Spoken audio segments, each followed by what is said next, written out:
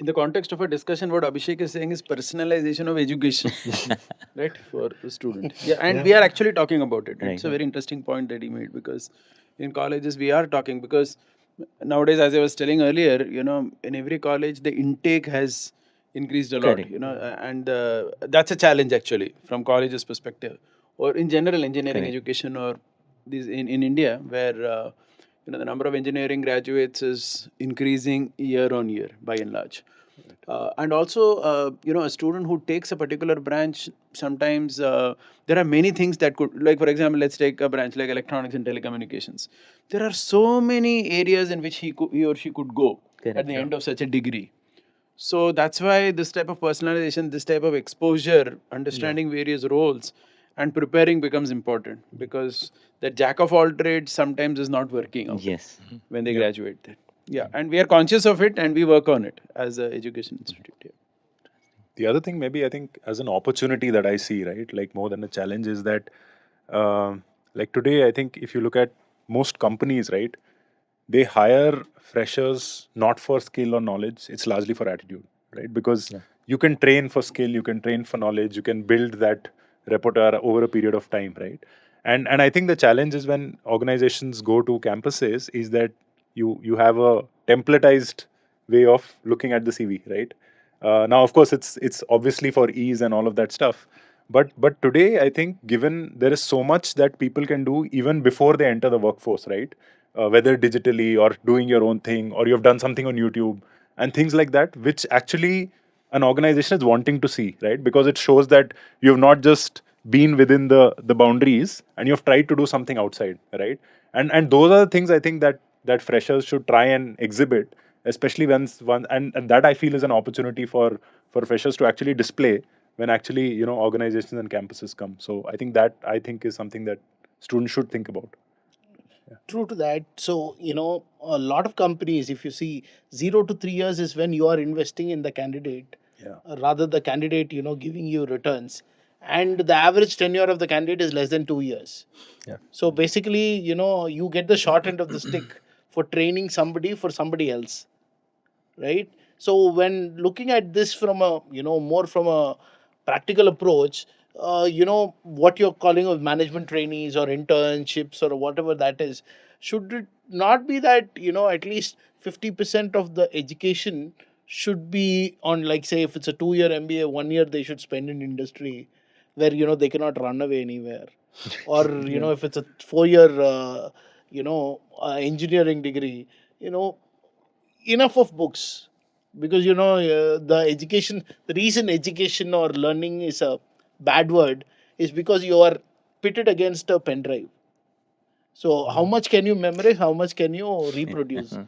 That is why education and learning is a bad word. People think that I'm done with education because they don't like exams.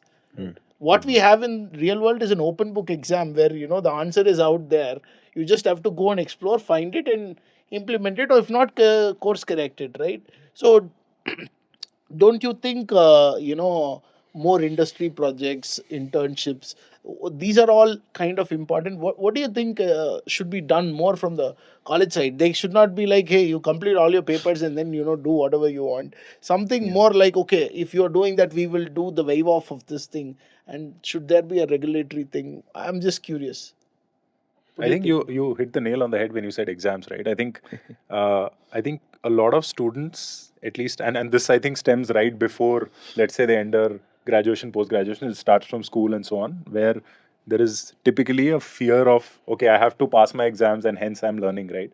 I think a lot of what the college and I'm sure a lot of colleges are doing this really well is create the environment of learning which is not necessarily outcome driven by exam result, right? And that can be the way you test, right? It need not necessarily be an exam that you are writing, but are there other projects that you demonstrate? Are there, like you said, internships that you can do to show that, hey, I am building my skill and knowledge base, and as a result of that, this is the way to evaluate, right? So I would say, can there be more creative methods of evaluation, which is not necessarily a end semester exam where you have to sit one day before and mug up an entire textbook, but are there other ways to evaluate the student about what he's done over the 6 months, about the trimester or the year? I think that's something that can be relooked at.